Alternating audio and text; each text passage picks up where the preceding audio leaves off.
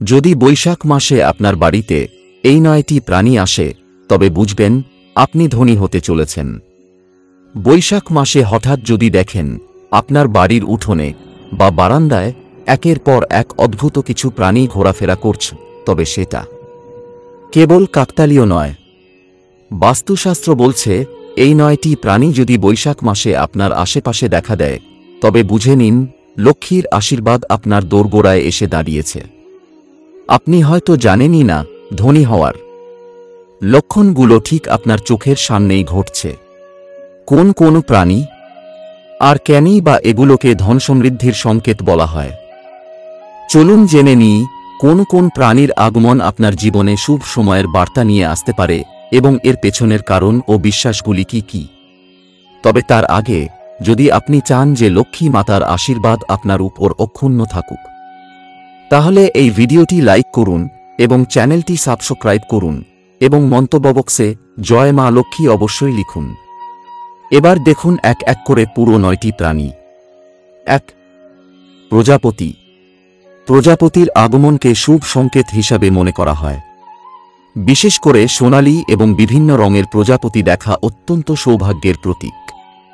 প্রজাপতির রং এবং ওড়ার ধরন অনুযায়ী ভিন্ন ভিন্ন অর্থ বহন করে।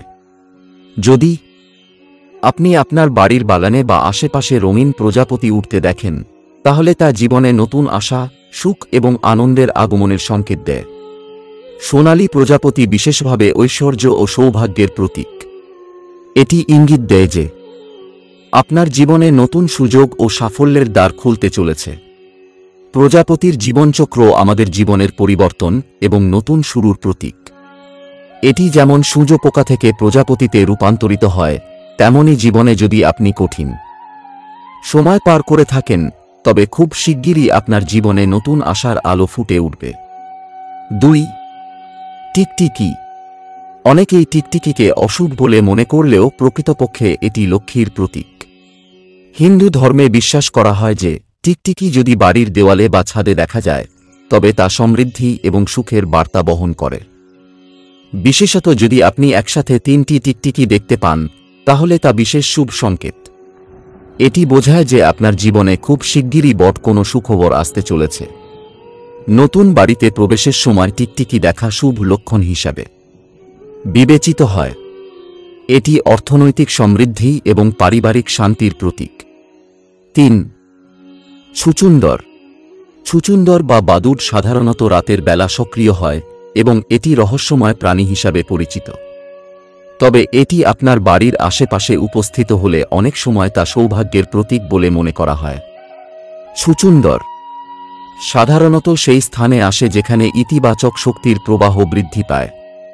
যদি ছুচুন্দর দিনের বেলায় আপনার বাড়িতে প্রবেশ করে তাহলে এটি অত্যন্ত শুভ লক্ষণ। এটি ইঙ্গিত দেয় যে আপনার জীবনে নতুন সুযোগ আসতে চলেছে এবং সেই সাথে পূর্ববর্তী সমস্ত বাধা দূর হতে চলেছে। ছুচুন্দর আপনার ভাগ্য পরিবর্তনের বার্তা বহন করে। এই সংকেতগুলো অত্যন্ত বিশেষ এবং তা সেই ব্যক্তির জন্য আসে যার জীবন বদলে যেতে চলেছে, তাই আপনি সেই ভাগ্যবান ব্যক্তি যার কাছে এই সংকেতগুলি এসেছে। এবার মায়েরা ও বাবারা অত্যন্ত মনোযোগ সহকারে এই পয়েন্টগুলি দেখুন। একটিও পয়েন্ট মিস করবেন না, আমরা খুবই কষ্ট করে এই তথ্যগুলি সংগ্রহ করেছি। 4. তোতা। সবুজ তোতার উপস্থিতি অত্যন্ত শুভ বলে মনে করা হয়। তোতা কথার প্রতীক এবং এটি নতুন বার্তার সংকেত দেয়। যদি তোতা আপনার বাড়ির ছাদে বসে থাকে বা আশেপাশে উড়ে বেড়ায় তাহলে বুঝবেন খুব শিগগিরই আপনি ভালো কোনো সংবাদ পেতে চলেছেন। তোতা সাধারণত আনন্দ, প্রেম এবং ইতিবাচক শক্তির প্রতীক। সবুজ রং প্রকৃতির সাথে সামঞ্জস্যপূর্ণ এবং নতুন জীবনের সূচনা বোঝায়। তোতা দেখা মানে আপনার জীবনে নতুন সম্পর্ক, ব্যবসায় সাফল্য এবং পারিবারিক শান্তি আসতে চলেছে। 5. উল্লু। উল্লু সাধারণত রাত্রিকালীন পাখি এবং এটি জ্ঞান ও অন্তর্দৃষ্টির প্রতীক। হিন্দু শাস্ত্র অনুসারে উল্লু দেবী লক্ষ্মীর বাহন, তাই উল্লুর উপস্থিতি অর্থনৈতিক সমৃদ্ধি এবং সুখের প্রতীক বলে মনে করা হয়। যদি আপনি দেখেন যে উল্লু আপনার বাড়ির ছাদে বসে আছে বা নিয়মিত উল্লুর ডাক শুনতে পাচ্ছেন তবে এটি নিশ্চিতভাবে শুভ সংকেত। উল্লুর উপস্থিতি মানে আপনার জীবনে অর্থনৈতিক উন্নতি এবং মানসিক স্থিতি আসতে চলেছে। এটি ইঙ্গিত দেয় যে আপনি জীবনের সঠিক পথে চলেছেন এবং খুব শিগগিরই ভাগ্য আপনার পাশে থাকবে। যদিও অনেকে উল্লুকে অশুভ মনে করেন, প্রকৃতপক্ষে এটি সঠিক জায়গায় বসলে বা ডেকে উঠলে তা শুভ সংকেতই বহন করে। 6. পিঁপড়ে। পিঁপড়ে সাধারণত পরিশ্রম এবং সংগঠনের প্রতীক। তবে পিঁপড়ে যদি পূর্ব দিকে খাদ্য নিয়ে যেতে দেখা যায় তাহলে তা শুভ লক্ষণ হিসাবে বিবেচিত হয়। এটি ইঙ্গিত দেয় যে আপনার বাড়িতে ইতিবাচক শক্তি প্রবাহিত হচ্ছে এবং আর্থিক অবস্থার উন্নতি ঘটবে। কালো পিঁপড়ে যদি খাদ্য সংগ্রহ করে নিয়ে যেতে থাকে তাহলে তা বোঝায় যে আপনার পরিবারে শীঘ্রই সুখ এবং সমৃদ্ধি আসবে। তবে লাল পিঁপড়ে ঝাঁক বেঁধে চললে তা সতর্ক সংকেত। এটি দ্বন্দ্ব বা আর্থিক সমস্যার ইঙ্গিত বহন করতে পারে। 7. ইঁদুর। ইঁদুর সাধারণত ধ্বংস এবং দরিদ্রতার প্রতীক। বাড়িতে ইঁদুর থাকলে তা আর্থিক ক্ষতি, চুরি বা পরিবারের মধ্যে অশান্তির লক্ষণ হতে পারে। ইঁদুর বাড়িতে ঢোকা মানে তাৎক্ষণিক ব্যবস্থা নেওয়া প্রয়োজন। বাড়ির চারপাশ পরিষ্কার রাখা এবং ইঁদুর প্রতিরোধমূলক ব্যবস্থা গ্রহণ করা শুভ ফল বয়ে আনতে পারে। 8. নীলকণ্ঠ পাখি। নীলকণ্ঠ পাখি দেবতা শিবের প্রতীক। এই পাখির আগমন অত্যন্ত শুভ বলে মনে করা হয়। যদি নীলকণ্ঠ পাখি আপনার বাড়ির আশেপাশে উড়তে দেখা যায় তাহলে তা বোঝায় যে আপনার জীবনে সৌভাগ্য এবং সাফল্য আসতে চলেছে। নীলকণ্ঠ পাখির নীল রং বিশ্বাস, আস্থা এবং শান্তির প্রতীক। এটি নতুন সম্পর্ক, পেশাগত সাফল্য এবং মানসিক শান্তির ইঙ্গিত বহন করে। 9. গোমাতা গরু। গরু হিন্দু ধর্মে অত্যন্ত পবিত্র এবং দেবী লক্ষ্মীর প্রতীক। যদি গরু প্রতিদিন আপনার বাড়ির সামনে আসে বা খাবারের জন্য ডাকতে থাকে তবে তা অত্যন্ত শুভ সংকেত। এটি বোঝায় যে আপনার জীবনে সুখ এবং সমৃদ্ধি আসবে। গরু শান্তির প্রতীক এবং এটি পারিবারিক ঐক্য এবং সমৃদ্ধির ইঙ্গিত বহন করে। গোমাতার আগমন আপনার জীবনের সমস্ত নেতিবাচক শক্তিকে দূর করে ইতিবাচক পরিবর্তন আনবে। প্রকৃতির এই বিশেষ প্রাণীগুলির আগমন কেবল কাকতালীয় ঘটনা নয়, বরং এগুলি আমাদের জীবনে শুভ পরিবর্তনের সংকেত বহন করে। প্রাচীন শাস্ত্র এবং লোকবিশ্বাসে এই প্রাণীগুলিকে সৌভাগ্য, সমৃদ্ধি এবং ইতিবাচক পরিবর্তনের প্রতীক হিসাবে বিবেচনা করা হয়।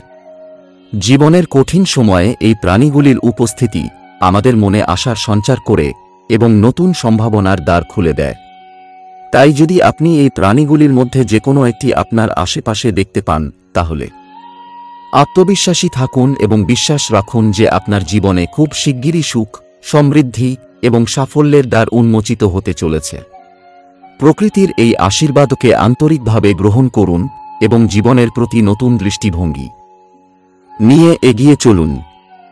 শুভ সময় আসবেই। ভক্তগণ, এবার দেখুন, যদি জলের মতো অর্থ হাতে না থাকে তবে নুনের কোন উপায়গুলো করা উচিত। বন্ধুরা, নুনের অনেক ধরনের হয়: সন্দক নুন, পাহাড়ি নুন, সমুদ্র নুন, কালো নুন, সাধারণ নুন ইত্যাদি। জ্যোতিষশাস্ত্র অনুসারে নুনকে চাঁদ এবং শুক্রের প্রতিনিধি হিসেবে ধরা হয়। কিছু লোক নুনকে রাহুর প্রতীকও মনে করেন। আসুন এখন নুনের চমৎকার উপায়গুলো সম্পর্কে জানি। নম্বর 1, জ্যোতিষ শাস্ত্র অনুসারে নুনকে যদি আপনি কোনো স্টিল বা লৌহের পাত্রে রাখেন তবে এটি চাঁদ এবং শনির সংযোগ ঘটাবে, যা খুবই ক্ষতিকর। এটি রোগ এবং শ্যাকের কারণ হতে পারে। নুনকে কোনো প্লাস্টিকের পাত্রেও রাখা উচিত নয়। নুনকে কেবল কাচের পাত্রে রাখলে এটি খারাপ প্রভাব ছাড়ে না। নম্বর 2, নুনকে সরাসরি কোনো ব্যক্তির হাতে দেবেন না। নুনের প্যাকেটও দেওয়া থেকে বিরত থাকুন। বলা হয় এর ফলে ব্যক্তির সম্পর্ক খারাপ হয় এবং বাড়িতে নেতিবাচক শক্তির বাসা হয়। নম্বর 3, খাবার তৈরি করার সময় খাবারটি চেখে দেখবেন না। এর ফলে খাবারের পবিত্রতা নষ্ট হয় এবং দারিদ্র্য আসে। যদি নুন কম হয় তবে পরে যোগ করবেন। ভগবানকে খাবার নৈবেদ্য দেওয়ার পরই খাপটি চেখে দেখবেন, এর ফলে বাড়িতে শান্তি বজায় থাকবে। নম্বর 4, সুখী থাকতে হলে এই উপায় করুন। যদি কোনো ব্যক্তিকে আপনি পছন্দ না করেন, তবে তার নুন খান না। তার মিষ্টি খেতে পারেন। যে কোনো পাপী ব্যক্তির নুন কখনোই খাবেন না, অন্যথায় আপনার জীবনও তার মতো হতে পারে। সব জায়গার নুন বা নোনতা খাবেন না, এই ব্যাপারে আমাদের নজর রাখতে হবে। নম্বর 5, বাধ্য হয়ে বা চাপের মধ্যে কোনো ব্যক্তির নুন খাবেন না, এর ফলে আপনার বড় ক্ষতি হতে পারে। নুন খাবেন শুধুমাত্র যার সংস্কার ভালো এবং যে ধর্মসম্মত আচরণ করে। ভক্তগণ, এই ছিল আজকের বাস্তুশাস্ত্র নিয়ে কিছু মূল্যবান তথ্য। যদি ভিডিওটি ভালো লেগে থাকে তবে অবশ্যই একটি লাইক করবেন এবং এই ধরনের তথ্যগুলি বন্ধু-বান্ধব, আত্মীয়-স্বজনদের সাথে শেয়ার করবেন। ধন্যবাদ।